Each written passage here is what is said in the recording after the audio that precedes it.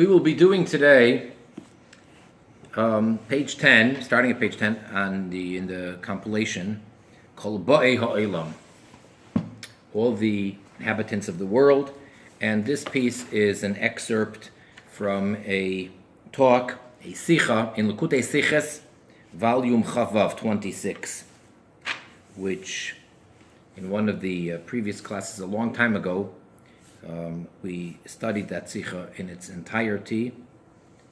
Perhaps it's only available in audio, not in the video, but this is a piece of that Sicha.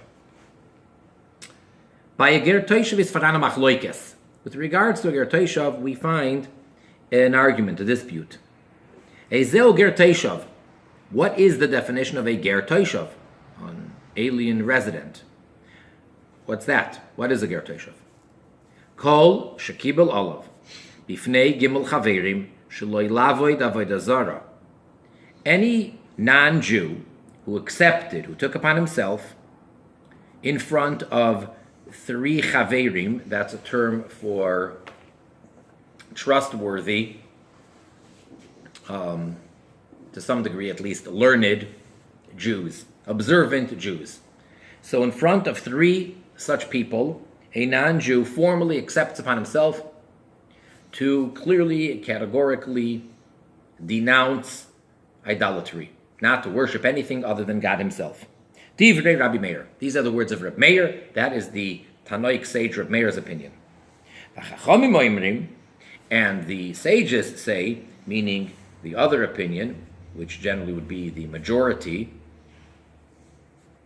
Kol shekibel olav sheva mitzvahs shekibel olim b'nei Noach. Any individual, any non-Jew, that accepted upon himself to keep the 7 commandments that the descendants of Noah, all of mankind, were commanded.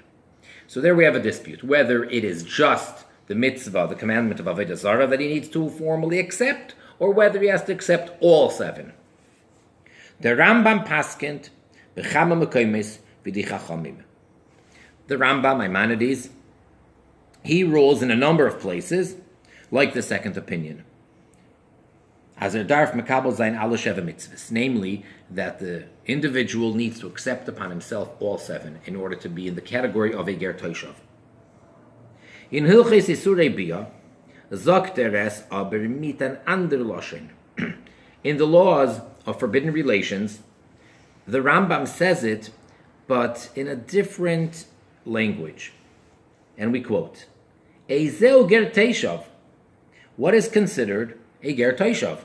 The Rambam says, Ze'akum, this is a non-Jew, a goy, shekibel olav, that accepted upon himself, shelo yavoid avodah zara im shar hamitzvos shenistavu b'nei Noach.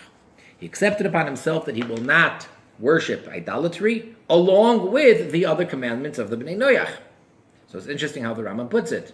Even though he's saying along with all the other 6 or the rest of the commandments, he does sort of emphasize, or the only mitzvah of the 7 that he mentions is avodah zara, his idolatry.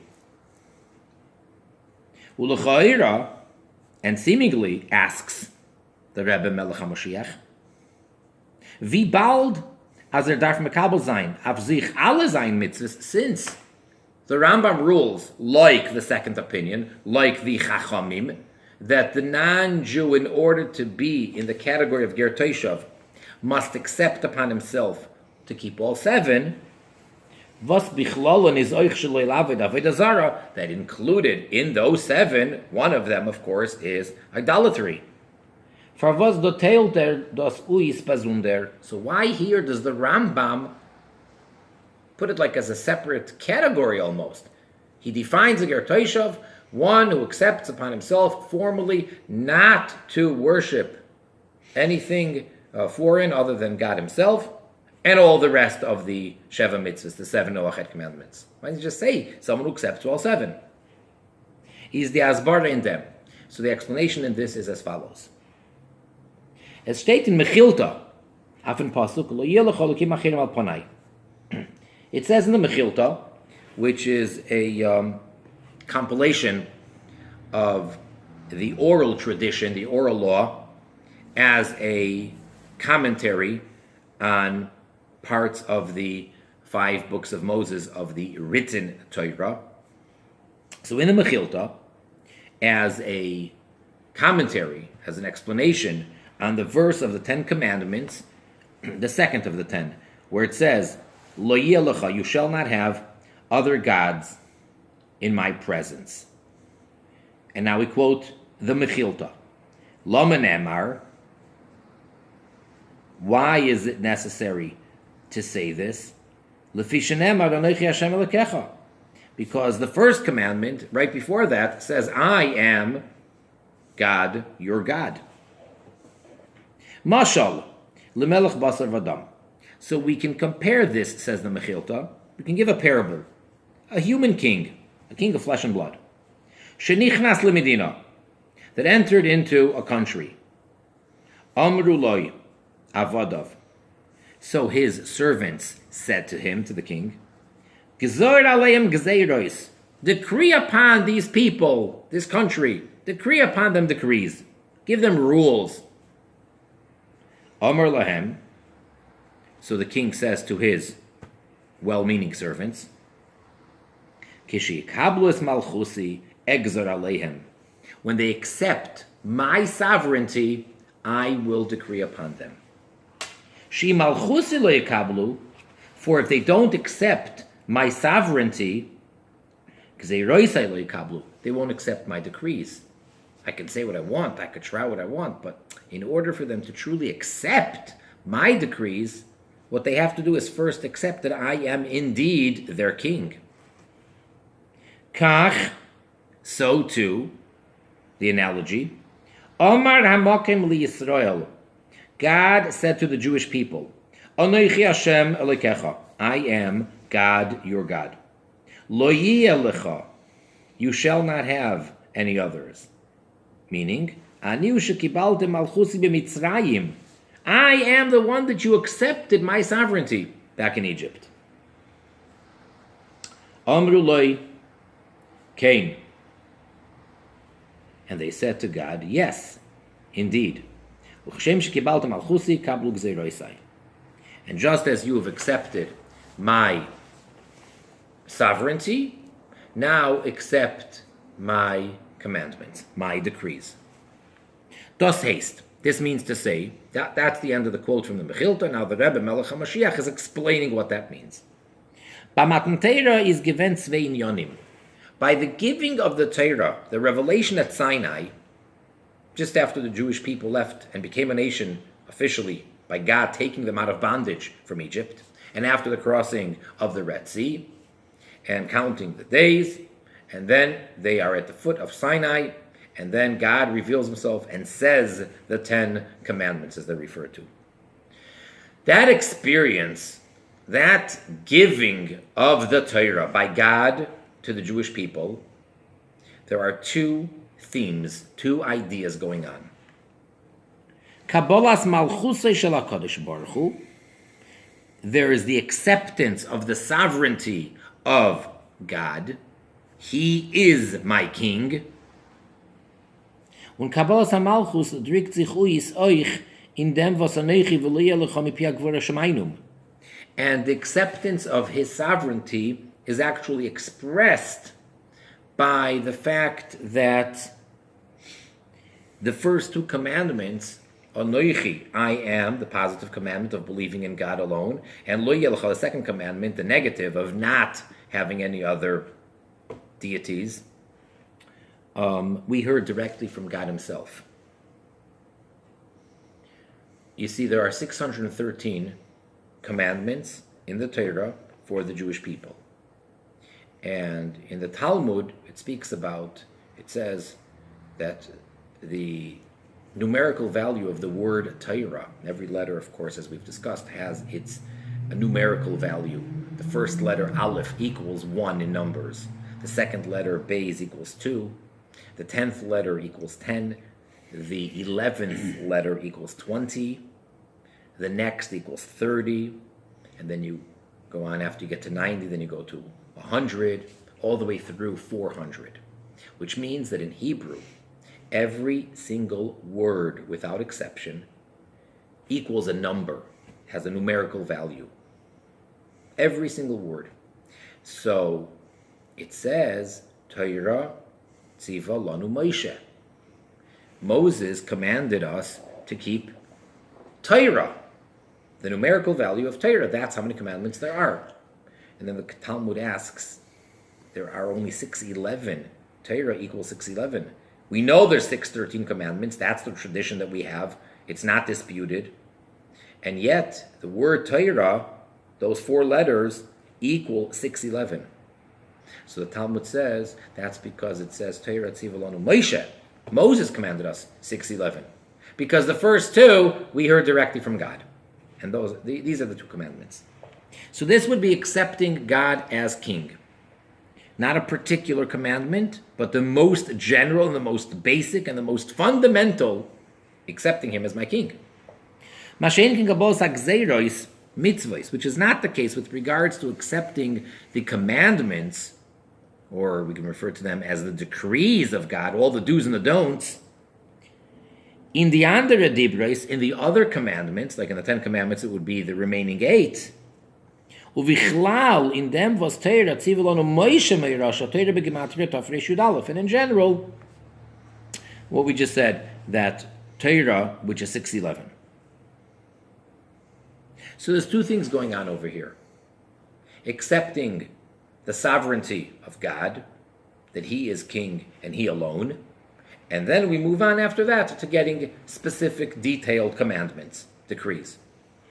Al Pizeh, based on that explanation, Yuvan, it will be understood now, was der Rambam teilt us dem Zivu sheloi yavod avodah zara von die andere mitzvahs. Now we can understand why the Rambam that we quoted from the laws of Isurei Bia, that he separates the acceptance for the Ben Noach of avodah zara, not to worship anything other than God, the prohibition of idolatry, from the other 6. He puts it in 2 categories. A zelger toishav, ze'akum shekibel alav shel lo yavid avodah zara im shara mitzvahs chulu. Again, to quote, what is a ger toishav, says the Rambam? How do you define a ger toishav? This is the individual that accepts upon himself not to serve idolatry, along with the rest of the Noachite commandments. Kishem yibayidin. Seinen bei Matan Torah given zwei Inyonim, just as with regards to the Jewish people, to the Jewish nation, we just said that at the giving of the Torah, there are 2 ideas going on over here. Kabbalas Malchus Shel HaKadosh Baruch Hu. One is the acceptance of the sovereignty of God, was der mit kumt euch shlias avodah zara nech v'delecha, and that includes the negating of avodah zara, the first 2 commandments, accepting that God is the only one and there is no other, those 2 aspects of it. That is Kabbalas Malchus Shamayim, the acceptance of the sovereignty of God. So avodah zara, the prohibition against idolatry, that is accepting that God is the commander, God is the creator, God is the king, God is all, God is it. Un Kabbalas mitzvos b'shar hadibros kanal. And then the second part for the Jews at the revelation at Sinai is the acceptance of the commandments. That's the rest, the other 8 commandments, or in more detail, the other 611. So just as that is the case with regards to the Jew, un me'ein ze by yederen ger, and similarly by every ger. A ger is the term we use for a full-fledged convert, a non-Jew who becomes a Jew, who joins the Jewish faith by becoming a Jew. So the Rambam describes how the process works over there in the laws of Isurei Bia. Vos moidian oisoi ikrei hadas shehu yichud Hashem v'isur avodah zara. The Rambam there says that in the process, in the explanation and the informing of the non-Jew, so first we inform him the main parts of the religion, which is the unity of God and the prohibition of idolatry. Those are the first things that we tell this potential Jew or this person going through conversion. The first thing we have to inform him is that there's one God and one God alone, and that it's prohibited to worship or serve any other than God. That is Kabbalas Malchusay. That's accepting his sovereignty. And then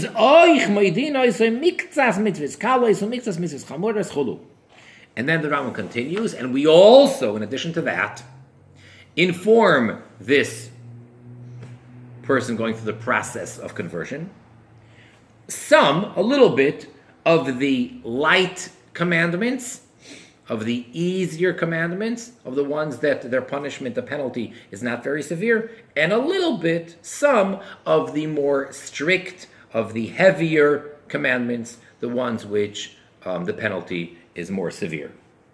Kabbalas mitzvahs.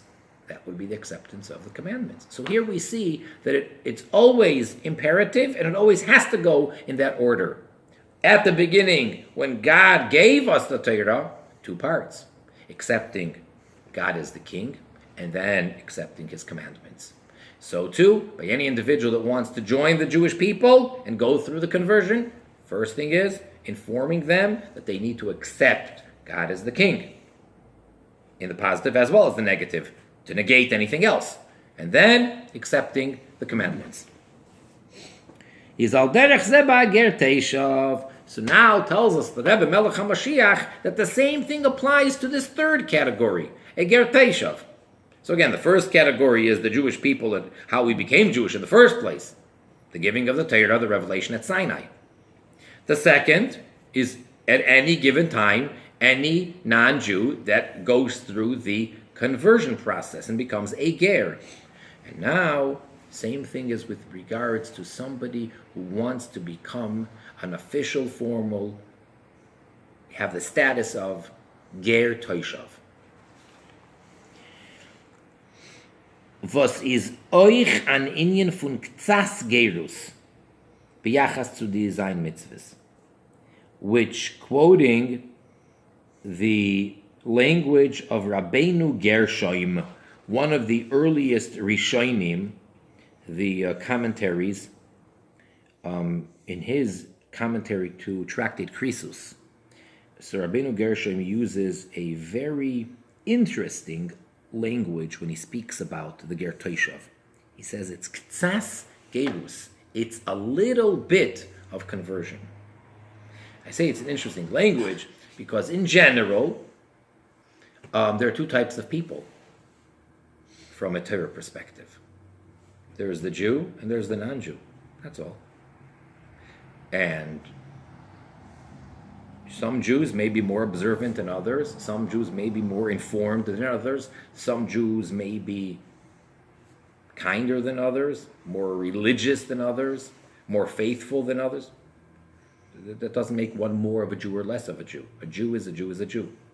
Anyone who's not Jewish is a ben noyach, is a goy, and they have to keep the 7 noyach commandments. And if they don't, they're still human beings that have to keep it. So some are observant, some are not observant. Some are more, some are less, etc., etc. But to come along and say that ktsas gerus, a little bit of conversion, you can't be a little bit Jewish. It's either you are or you aren't. The person who goes through the conversion process, we don't find that we say that he's a third Jewish or 2/3 Jewish, and then finally becomes Jewish, until the person completes the process necessary by Torah law. The person is 100% not Jewish. And as soon as he completes the final act, the final whatever necessary to transform them, the person is 100% Jewish. As far as most things are concerned, as if he's Jewish from birth. There's no such thing as a little bit Jewish. Kind of Jewish. There's no kind of Jewish. Don't get confused with the ish at the end. It's not Jewish. It's Jew. This is a little bit. Here we're saying ktsas gerus. But that's the language Rabbeinu Gershom uses with regards to the 7 mitzvahs. So the same thing, a ger toshav is going through this process of moving from being a regular goy, a regular ben noyach, even an observant ben noyach who keeps the 7 Noachide commandments, to becoming official and formal, which, as we spoke many times, nowadays without the Jubilee year, it's not possible. So anyone who wants to become a ger toshav doesn't have that option, at least for the moment, and presumably with the advent of the complete and true redemption through Mashiach, then of course everybody will become a ger toshav. I mean, I don't see it any other way. But until that moment, which is momentarily, can't be a ger toshav. We didn't have a ger toshav for well over 2,000 years. Somewhere in the middle of the first temple, when many of the Jews were taken away from the land of Israel. Wie bald as sein Kabbalah kommt nicht mitzad hakfiyah, nor mirtzeinei hatoiv. Since the acceptance of this ger toshav, the way the Rambam is describing it, is not by force, but it's coming from his own goodwill. He is voluntarily accepting to become a ger toshav. Is in them darfen sein beide inyonim. So therefore here there has to be both things. The Kabbalah shelo yavid avodah zarah. Kabbalah's malchusoy. The first thing is the acceptance not to worship avodah zarah. No idolatry. That is known as accepting the sovereignty of God as king. Und die Kabbalah kaim shara mitzvahs shinstavu b'nei noach. Kabbalah's mitzvahs. And then the second thing, they can come hand in hand, but it has to be separated into 2 categories. The second acceptance is to keep all the rest of the Noachide commandments. But that's why we break it up into 2 categories. Now we understand the Rambam's language. So even though we're following the Chachamim, the second opinion, that it is not sufficient for him to accept the mitzvah of avodah zarah, of not worshiping idolatry, that won't make him a ger toshav. That's not sufficient. But yet the Rambam says that he has to do that, accept that, and the rest. Weil Pise ist euch verstandig, verwas der Rambam ist das Mefare Tafke in Hilchas Yisro. And now furthermore, says the Rebbe Melech HaMashiach, now we also can understand and appreciate the precision of the Rambam. The Rambam is so perfectly precise in the order that he says laws and how he says them and when and which. It's just amazing. Why does the Rambam choose to say it like this in the laws of forbidden relations? Weil nor dorten kommt der Din von ger toshav beimshech zu dinei gerus. See, the Rambam mentions ger toshav a bunch of times throughout, in the laws of circumcision, in the laws of idolatry, in the laws of Shabbos, a whole bunch of places. Why here, in the laws of forbidden relations, which is not the first place where ger toshav comes up, does the Rambam choose to categorize it as such? And that is because it's only here, in the laws of forbidden relations, where the topic, where the subject of the ger toshav is coming as a continuation of the discussion of ger, of convert, of a full-fledged Jew, someone, a non-Jew, becomes Jewish. So in Isurei Bia, in the laws of forbidden relations, that is where you will find in the Rambam all of the details of how a non-Jew becomes transformed and converted into a Jew. So after he tells us all about that, then, which that of course is understood, that we tell him, as we said, in general, about accepting that there's only God and he's the only one that you serve. And then we have the Kabbalah mitzvahs, the acceptance of the commandments, by telling him a little bit of these mitzvahs, a little bit of those. So then naturally, Once we're talking about that, comes the Ger Toishav, and again it's the same idea. There's two parts of acceptance on his part. Accepting the Malchus, the sovereignty, that God is the king, and then accepting the commandments. Al pi zeh yesh loymar, based on what we just said, we can now say, Az al derech zeh is benegea zu kol ba'ei ha'olam, so too with regards to all the inhabitants of the world. The name of this book, Kol ba'ei ha'olam. Every human being, even one who is not a ger toishav. Euch die welche willen nicht mekabel sein auf sich die sein mitzvahs bifnei Bezdin Yisrael zu werden a ger toishav. Even those people who have no desire to accept formally in front of a Jewish court of 3 Jews to become a ger toishav, to accept these 7 Noachide commandments. They're not interested. They don't want to. They're not looking to become a ger toishav. Has Kabbalas Malchusoi is an Inyan Ikri in Zeir Kiyum fun Zayin mitzvahs. But when it comes to their keeping the 7 mitzvahs, because they all have to, every single human being on the planet, I mean, as long as they are, responsible, so they have to be adults and they have to be mentally stable. Okay, but you get what I said, what I mean. So any responsible, functioning human being outside of the Jewish people is obligated and required to keep the 7. Fine. Do they have to become ger toishav? No, not at all. That's a very nice, commendable thing to do. It's a high level, whatever. Nowadays we can't have ger toishav anyway. But even when we could, all those people that weren't looking for it and were not interested in it. But when it comes to keeping the 7 commandments, even those that are forced to keep it, what is imperative and what's fundamental is the acceptance of the sovereignty of God. It's not just, okay, I'll keep the rules. No, it has to be that the first stage is accepting his sovereignty. Und das ist die Scheiches von Ziva Moshe Rabbeinu Chulu Lachuf Chulu Lekabel Chulu zum Matan Torah und zu Ayid. Now we can understand what it means when the Rambam in the Laws of Kings, where he's primarily, that's where he really speaks about the 7 Noachide commandments. There he says that Moses, our teacher, has commanded us Jewish people to force all the people of the world to accept upon themselves.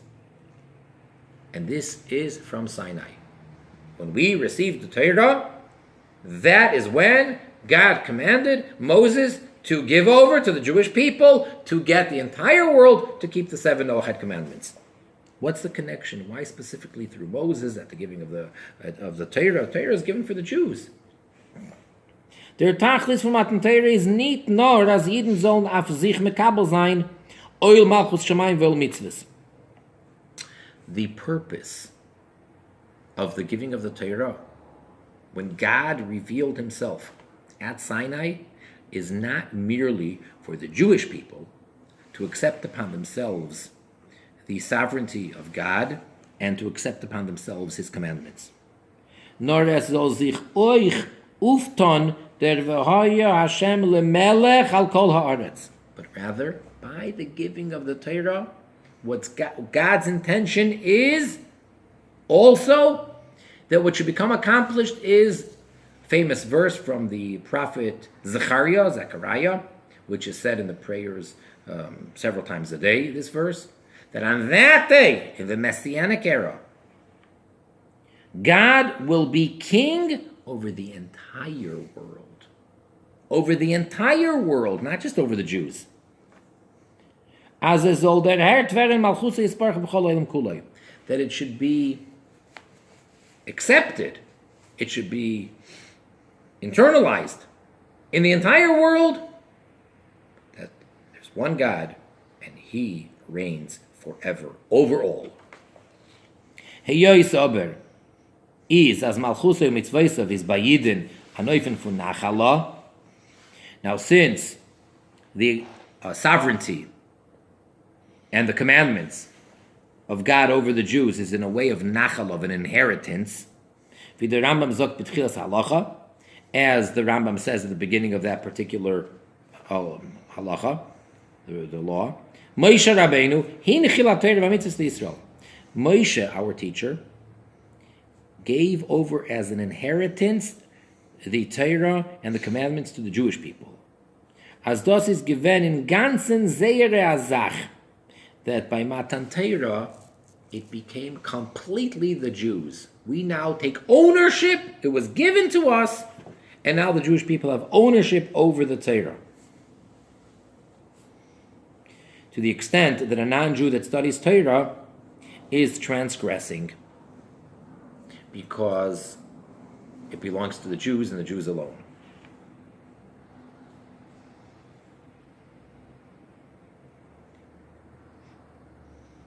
Bees, sie ist kaviyachol geworden, boifen azei haben die Beilus auf dem. Nikras al shmoi, moichel al kvoide v'chulu, val Torah dilehi. To the extent that, as it were, so to say, the Torah becomes owned by the Jew, and he now can do with it, so to say, as he pleases, meaning it's referred to on his name. And therefore, if a great Torah scholar wants to forego the respect that he deserves and earns because of the Torah knowledge that he has, he's permitted to do so. Not everybody is allowed to forego the respect that they deserve. The Torah doesn't necessarily permit anybody to just say, oh, you don't have to honor me. That may not be acceptable. For example, a Jewish king. You can't just say, oh, that's okay. No, it's not okay. But a Torah scholar, who we have to revere and respect tremendously, he's allowed to say, it's okay, you don't have to show me this respect. Why? Because the Torah is his. It became his, so to say. Der Rebbe haben sie dem Koyach und dem Zivui zu bringen Malchus Isparch zu kol boyoilom. Therefore, it's the Jews that have the power, the ability to bring this Torah, or to bring the sovereignty of God to all the people of the world.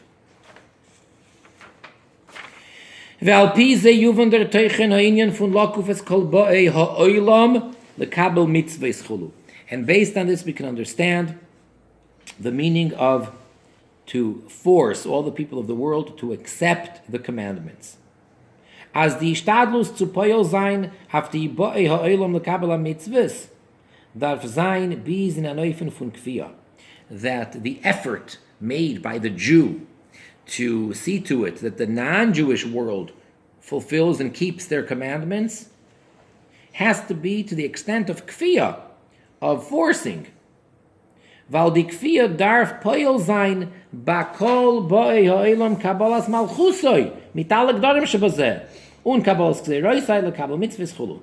Because what are we trying to accomplish over here? Everybody in the world needs to accept upon themselves the sovereignty of God, together with all that goes along with that. And then, immediately thereafter, accepting upon themselves his commandments. Because if he's God, and he gave these commandments, if he's the king, to accept upon themselves all the 7 Noachide commandments.